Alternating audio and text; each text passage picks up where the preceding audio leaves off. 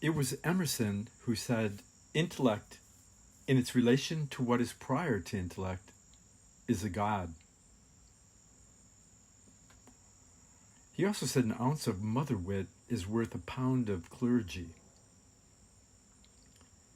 So today I'd like to talk about meditation, Meditation 101. Why? How? Where are we going? And I think Emerson hits on it here. Intellect in relationship or relation to what is prior to intellect is a god. Now, he was a Neoplatonist and studied Plato and the early Greek mysteries, among other things. You know, some called him the Buddha of the West, so he had that side too, the oversoul. Intellect in its relation to what is prior to intellect is a god. I think basically Meditation 101 is to shut up. Shut up your intellect. Shut up your thinking and your feeling. And let all your breath out and take a deep breath into the stillness of your deeper heart, your core heart, soul, spirit. Meditation on a one-on-one level is just sitting up straight in a comfortable way, letting your breath go, taking a breath in with all your perceptions riding your breath, all the perceptions you have, good or bad or right or wrong. Ride the breath. The breath is the wind horse, and the perception is the rider, and we empty our perceptions into our heart. And what we're trying to do is to have a moment with ourselves. Meditation is just having a moment with yourself. And it's a peculiar thing because there is a self and there is no self. What I mean by that is that you keep showing up and looking again. But on the other hand, there's no self that just stays the same all the time, unless you're dead. unless you're like stuck in a pattern. So I think that the beginning of meditation, Meditation 101, is why do we meditate? Well, let me tell you why. Because the world is getting worse. Crime, lies, greed, selfishness, crass materialism without a spirit that animates it toward a living future. Health problems, money problems, war problems, that we know how to make weapons of mass destruction, but we don't have a moral imagination and an inspiration to bring peace for real. Just it's all abstract thoughts or impotent in thinking, feeling, and willing of making anything happen, you know, that there's no final war. There's no peace of mind. And so because the world is in such trouble, I can't keep waiting for other people to somehow, with my help, get peace in the world and joy. So a decision gets made at some point. Meditation 101 is a decision gets made that I'm going to learn to meditate. I can't wait for you. And you really have to think that way yourself. And yes, I think that if you want to take some time, I mean, there's an immediate way to get to meditation, which I'm going to talk about. But if you want to take your time, please try to read Theosophy, Blavatsky, Rudolf Steiner, available on Rudolf Steiner archives, Rudolf Steiner audio, you can listen in your car. The Theosophical University Press has all Blavatsky's and Judge's and others online for free. Light in the Path, I think, is an audio that you can listen to. Light in the Path is a great primer, inspirational for the heart. As The Voice of the Silence, which I go into a long-winded kind of explanation that sums up with compassion is the ultimate.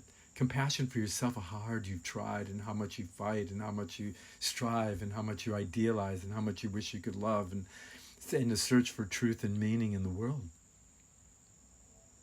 Compassion for yourself and compassion for others who all around us we see don't look so happy. And it's truth of some kind of like huge picture of a world conception or world history, a world that's dying to be still, to take a real look at what's going on. And that sword, that Arthurian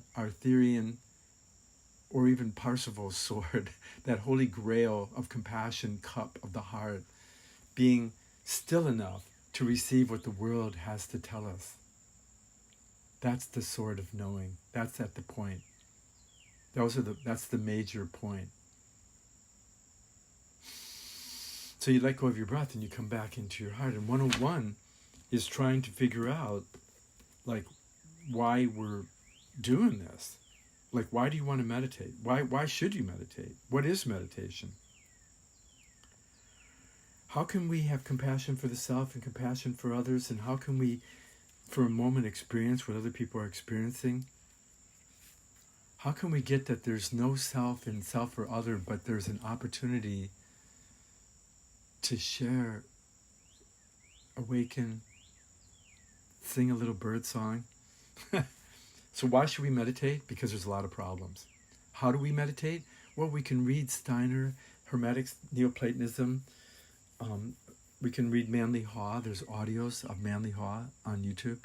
There's YouTube talks of myself trying to share what I learned from years and years of reflection and study at Mayflower Bookshop. And there's yoga books. Patanjali's Yoga Aphorisms, the first yoga book, which is the yoga of the mind. And the first rule is be here now and stop thinking. Cease the modifications of the mind. So on one hand, you can study and you can look at all the experiences that people have, and you can bring that to your own stillness. You can distill your experience through the lens of the spiritual teachings. You know, whether you're reading Shantideva, or you're reading A Call to Compassion by Ora Glasser, or you're reading New Platonism and Alchemy by Alexander Wilder, who helped Blavatsky get the Neoplatonic take and the Hermetic take on things, and that helped her to write Isis Unveiled. You know, you can read Blavatsky, who Rudolf Steiner called a world event. You know, and that Christian Rosenkreutz wrote Isis Unveiled through her hand. I mean, if you're really an anthroposophist and you study Steiner, I mean, you have to think about that. You know, in another place, I read in Rudolf Steiner Archives a nice quote, friend Jim Stewart, I think, posted about how Blavatsky was, it really wasn't her, it was her higher self. Steiner says something like that, you know. It doesn't matter where the truth comes from. It doesn't matter where the love comes from. But love is the only way to return the favor of being alive. And giving our gift to the world to bless it, or sing it, or dance it, or truth it, or put the rest craziness so that we can just be here with each other and nothing has to happen. Nothing has to happen is probably the number one way to get rid of obstacles between you and your goals and you and your friends. Have nothing happening. So on one hand, meditation is getting a certain amount of learning from these different schools, several schools, and then also bringing your experience through these lenses and bringing the teachings of spirituality and your own experience and the experience of suffering and pleasure and joy and learning into your stillness. To be still. Be still and know that I am. God's in the becoming or virtues. I am stillness, peace, joy. I am an empty openness and a pleasure to get to know you and the world. So on one hand, Meditation 101 is bringing your experience and the spiritual teachings with your breath into the stillness. All the joys and pains and sufferings of the world, I breathe in with the teachings into my deepest stillness to distill experience into the elixir of insight and wisdom and loving kindness, compassion. The other way of 101, which I often share with people, but I'm not sure if it's always the wisest thing, but it sometimes works wonderfully. And that is to just temporarily, you've been secretly suspecting it, that all of us are nobody in the long run. Okay, sorry I had to laugh at that. But that you secretly suspected it, I'm sure, that there is no purpose to life and there is no self. And we need to explore that as a real self. And so that don't misunderstand me. I'm saying that if we can just breathe into a stillness within ourselves, like space, the last frontier of Star Trek, if we can breathe into that inner space, not outer space, within ourselves, that we can come to awaken a higher self, a bigger self, an awe self. It's kind of a relationship just like breathing. We're breathing into our infinite potential stillness that's free of the known, free of conditioning, free of our thoughts and feelings. And we're distilling our experience with these teachings. Because on our own, for the most part, if you can't hold still completely and listen with your heart and see with your heart, there's a good chance you're not here, and that everything is a conditioned reaction. Anything you do about the problem is a conditioned reaction, and there's fear in it, and there's desire in it, and there's weirdness in it, and there's hope. Over the Greek mystery schools, the entrance was that he or she who enters here must leave hope behind. We have to get rid of our desires and fear and just sit in stillness and digest our experience. If you don't digest your experience, just like you digest food, it can make one ill. Rudolf Steiner often talks about the mystery of Golgotha and the turning point of time, where we reach the end of how far we can go with our ego, in that we kind of die at our core heart, that we sit still like Krishna between the mountains of thinking and willing and desire. We sit still in the heart. We sit still at the crossroads of the Celts. We sit still at the cross that the human being is when you open your arms and stand still. That rose blooms from your heart. Something rises from your heart. And Steiner talks about the spirit of the sun. That's a spark.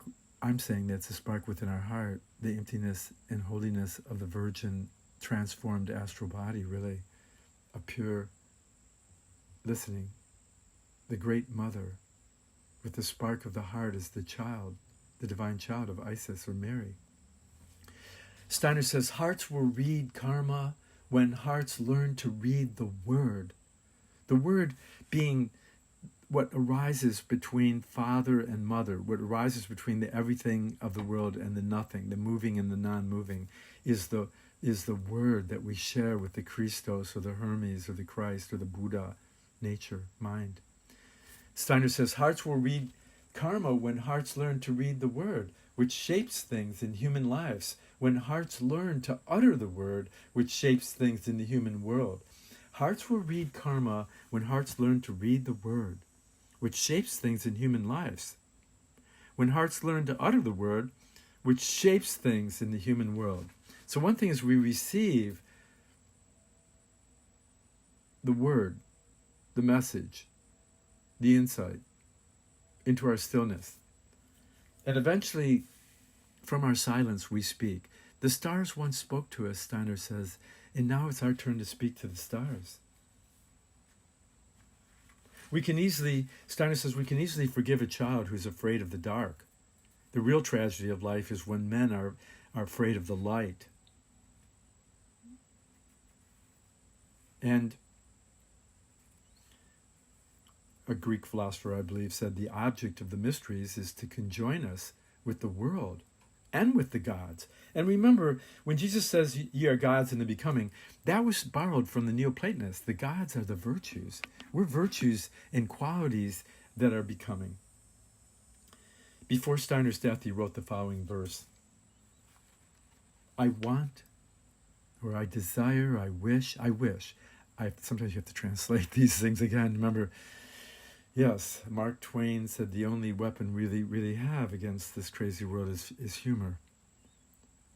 I wish with cosmic spirit to enthuse,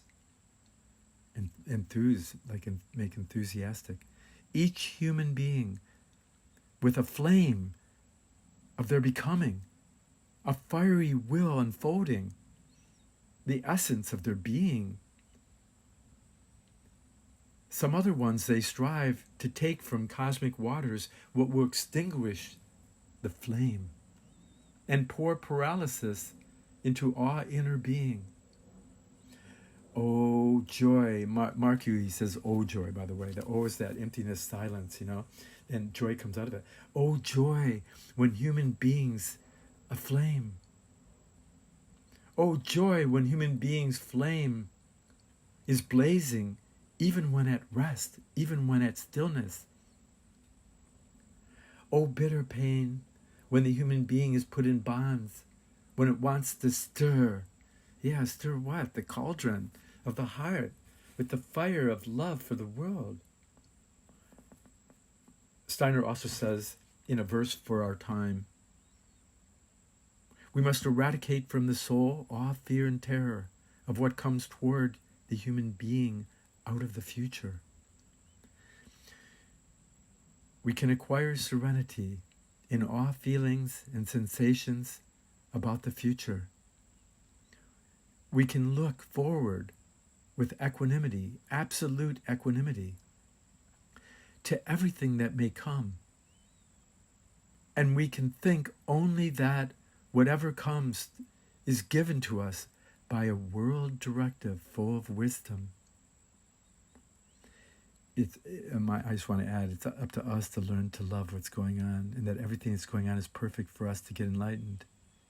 If we would be still and know, awaken, and flow. Back to Steiner. We must think only that whatever comes is given to us by a world directive full of wisdom. It is part of what we must learn in this age, namely, to live out of pure trust, without any security in existence, trust in the ever-present help of the spiritual world. Truly nothing else will do if our courage is not to fail us. Let us seek the awakening from within ourselves every morning and every evening. I mean, this is a call to come to the inner spiritual stillness, awaiting this awakening. And Meditation 101 is that. Everything that is Meditation 101 is us learning to be still. Because how long have you lived, and how much have you done, and how much worked? So Meditation 101 is distilling your experience and your teachings and adding more teachings. The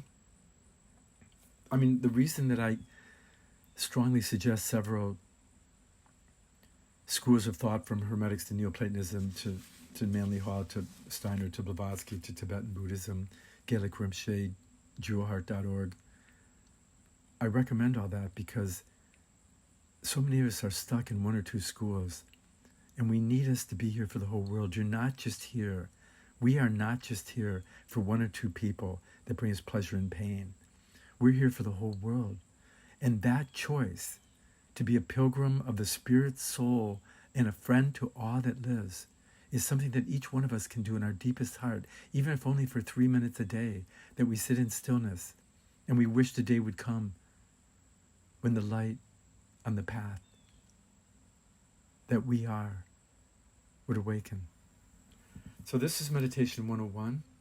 Another great help is to enter into the stillness and just sit there and tell your mind to show you everything it knows, and to think of yourself as space, to think of yourself as your heart is a beautiful lake that reflects the mountain and star.